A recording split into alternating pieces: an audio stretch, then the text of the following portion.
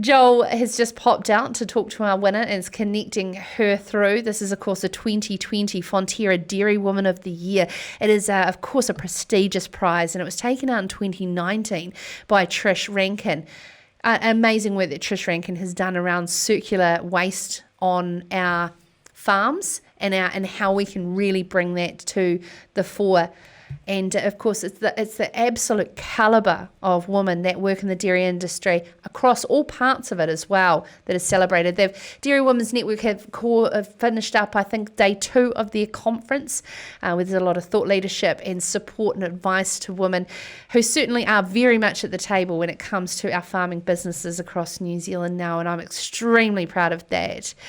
I can officially announce the 2020 Fonterra Dairy Woman of the Year winner goes to no other than Ngai Tahu Technical Manager, Ash-Leigh Campbell.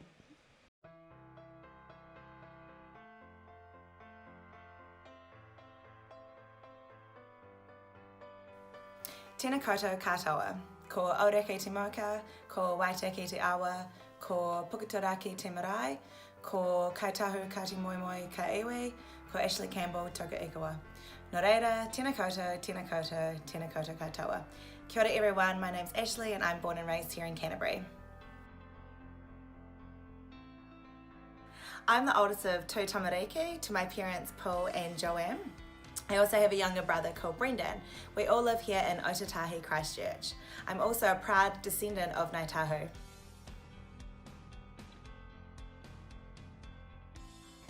So I started milking cows through my years at high school and didn't think much of it as a career at that point in time. However, I took an early stint at university out of high school and it wasn't for me. So what did I do? I ended up swinging cups early mornings and I found out that I have a real passion for this industry. Since then I've had heaps of roles, from rearing calves to managing dry stock unit, as well as my recent roles as a sustainability coordinator for Ngai Tahu farming.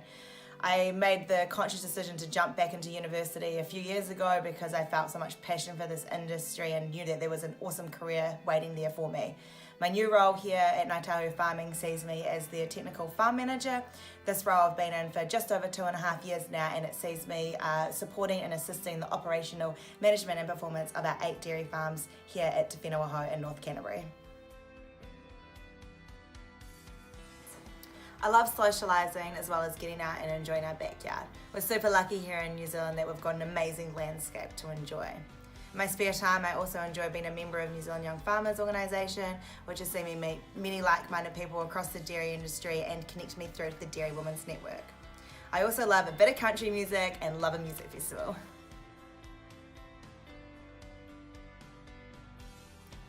Winning the Fonterra Woman of the Year award for 2020 would be an amazing recognition of how far I've come in this industry. I remember bombing out when I was 19 from university and thinking, where to from now? The opportunities that Fonterra and Dairy Women's Network have provided myself have given me the upskill and the confidence to step and grow in this industry in short 10 years. I've been bold, I've been brave, and I hope that this journey that I've been on can showcase to other young wahine out there that anything is achievable. So just to be recognised as a finalist, I'm over the moon and I cannot wait to see what comes from this award.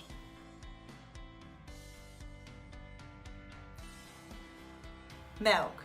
Why? Because every product can be made from milk, like sour cream, cheese, butter, yogurt, and many other products as well.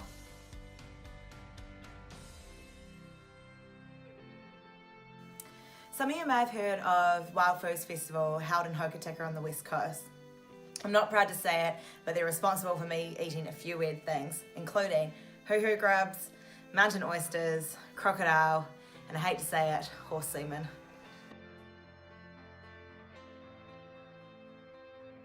The first person I would have join my bubble is the Queen.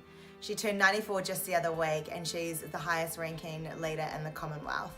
I'm sure she'd have a few stories to tell me. The second person that I'd invite would be Jamie Oliver. He's probably the only chef I know out there, and it's come to my attention during this isolation that I desperately need to learn how to cook. The third person that I'd have would actually be all of my whānau.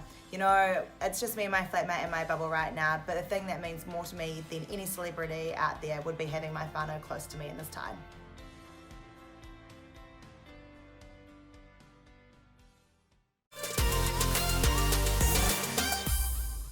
Did you get something nice for dinner to be able to sit and watch the stream? Yeah, me and my flatmate actually ordered, I guess, click and collect takeaways from the local pub.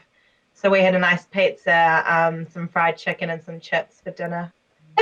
We sat here eating in our lovely dresses though, and I am wearing my cozy woolen socks. So eating and celebrating in comfort here at home tonight. Yeah. Hey, Ash, I can actually, I know what that's like. I wore my Allbirds while I was hosting the Young Farmer of the Year Grand Final, and no one knew. It was fantastic. Of course, Ash-Leigh is the chair of the New Zealand Young Farmers Board, but of course she works for Ngai Tahu, just taking out this award. Let's kick it off. We've heard about your history there in the stream just before, but, can you please explain for those who's watching why this is such a significant recognition for yourself?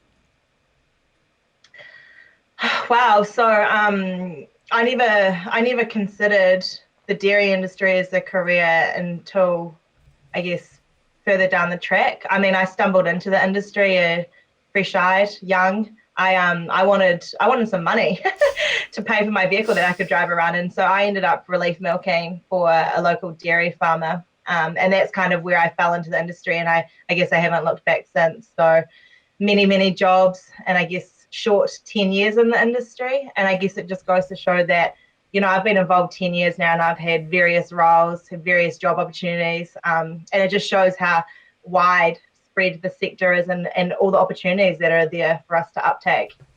The Fonterra Dairy Woman of the Year, effectively, in my mind, is the pinnacle of being an ambassador for the sector, and of course also the achievements of women across the different business elements as well.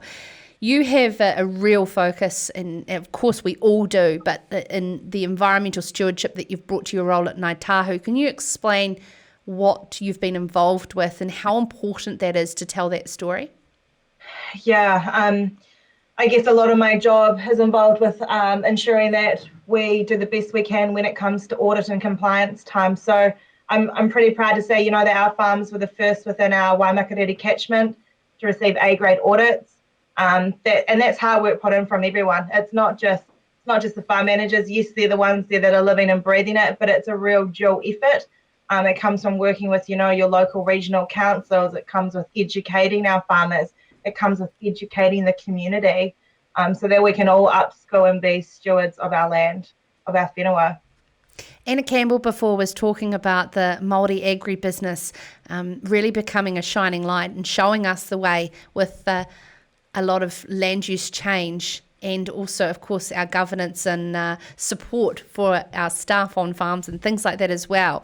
How much have you seen that change of young Māori coming into the sector?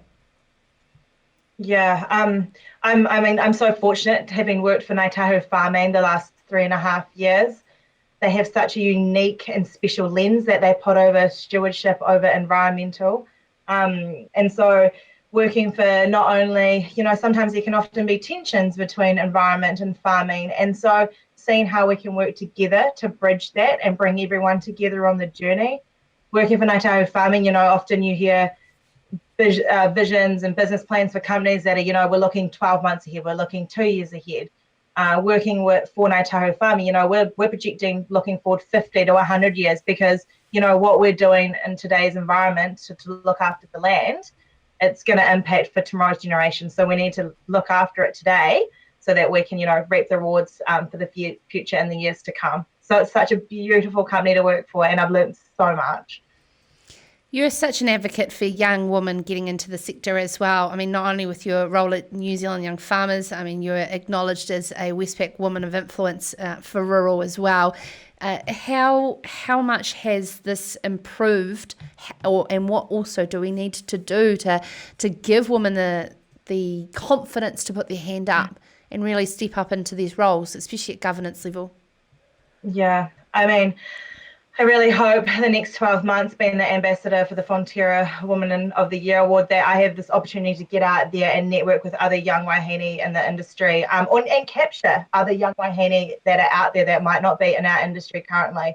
Obviously there's a lot of unsettlement right now with COVID-19 going on, and so you know, what implications is that going to have, but also what opportunities is that going to have for our industry? You know, we've got a unique position right now where we can be showcasing everything that we are doing to grab those young, not only women, but men to join the industry as well. You know, we've got the opportunity to inspire them, to excite them, and bring them on the journey with us, because I've really enjoyed my time in this industry, and it's something, you know, I'm never going to leave this industry. You've got me. I'm stuck here for good.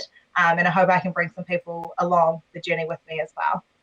Ash, I hear your words, and I'm exactly the same when it comes to rural broadcasting. I'm not going anywhere. I found what I meant to do, and of course, as a friend, I also say you're stuck with me.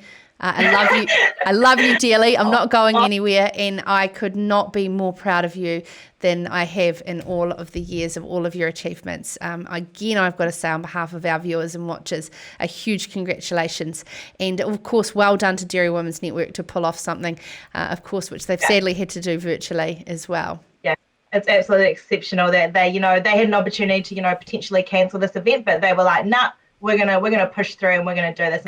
I think that shows the impact that the Dairy Women's Network has on our industry. Like, don't shy away from an opportunity, step up, right?